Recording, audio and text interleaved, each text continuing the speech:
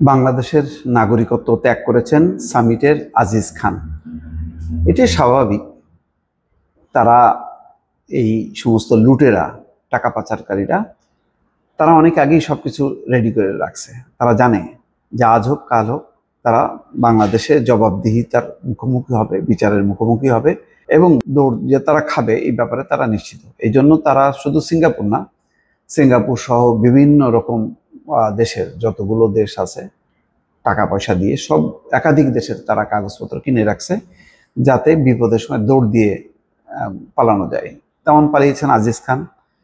এই আজিজ খানরা আওয়ামী লীগ সরকারকে, আওয়ামী লীগ সরকার বলবো না, শেখ হাসিনার পরিবারকে লালন পালন করেছে, হাজার হাজার কোটি টাকা তাদেরকে দিয়েছে, নিজেরাও লুটপাট করেছে।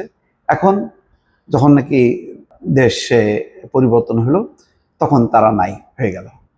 এখন কি, এখন তাদের বিরুদ্ধে কিভাবে পদক্ষেপ নেবে?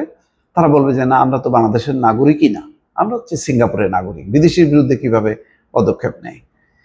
এই হচ্ছে বাংলাদেশের লুটেরাদের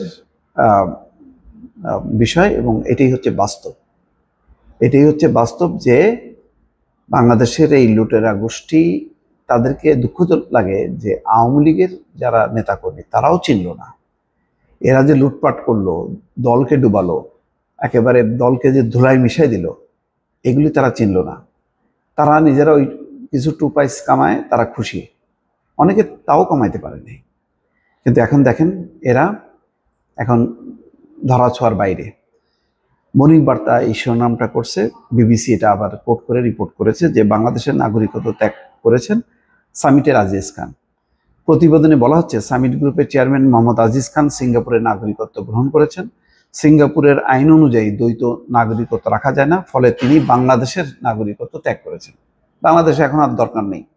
আবার যখন কি শেখ হাসিনা যদি কখনো ক্ষমতা আসতে পারেন তখন বলবেন যে আমি তো চরমভাবে নিপীড়িত, নির্যাতিত, বাধ্য হয়েছিলাম, এখন আমাকে দেন, এবং এদেরকে বরণ করা হবে ফুলের মালা দিয়ে। আজিজ খান 1988 সাল থেকে সিঙ্গাপুরের স্থায়ী বাসিন্দা হিসেবে বসবাস করছেন।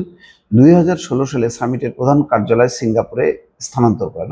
অলরেডি প্রধান কার্যালয় সরাই নিছে, আর উনি 88 সাল থেকে ওখানকার স্থায়ী বাসিন্দা।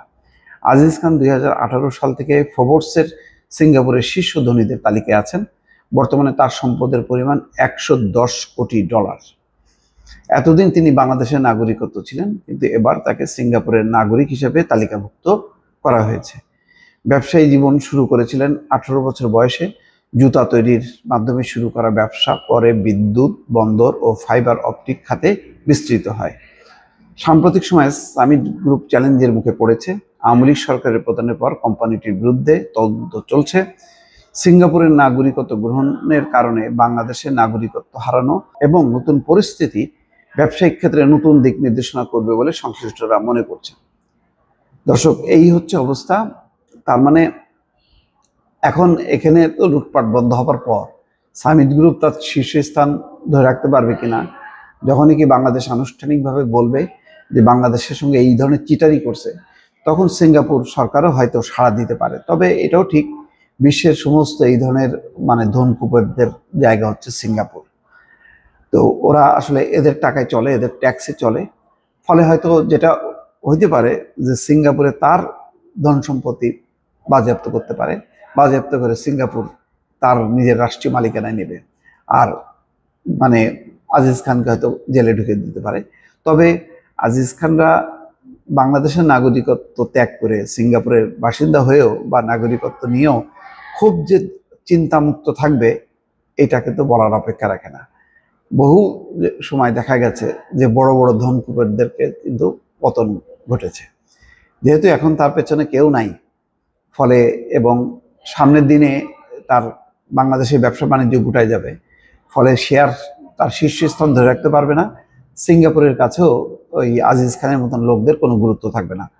ফলে ভবিষ্যতে হয়তো সে সিঙ্গাপুর থেকেও তাকে পালায় আর এক জায়গায় যেতে হবে। মোট কথা, এখন দৌড়ের উপর থাকতে হবে, এটা হলো মোদ্দা কথা। ওই বাংলাদেশের নাগরিকত্ব ত্যাগ করে যে একেবারে খুব নিরাপদ হয়ে গেল তা না, কিন্তু তারপরেও যেহেতু টাকা পয়সা আছে, টাকা পয়সা দিয়ে অনেক দিন সে হয়তো টিকে থাকার চেষ্টা করবে। আর যাদের টাকা পয়সা নেই, এই বাংলাদেশে যারা আছে দেখেন না, ওই এক এমপি এখান থেকে দৌড়াচ্ছে ওখানে, ওখান থেকে দৌড়াচ্ছে ওখানে, এই দৌড়ের উপরেই থাকতে হবে। যেভাবে তারা 15টা বছর বাংলাদেশের মানুষকে দৌড়ের উপর রেখেছিল, এখন তারা তার ভুক্তভোগী হচ্ছেন। দর্শক ভালো থাকবেন, আল্লাহ হাফেজ।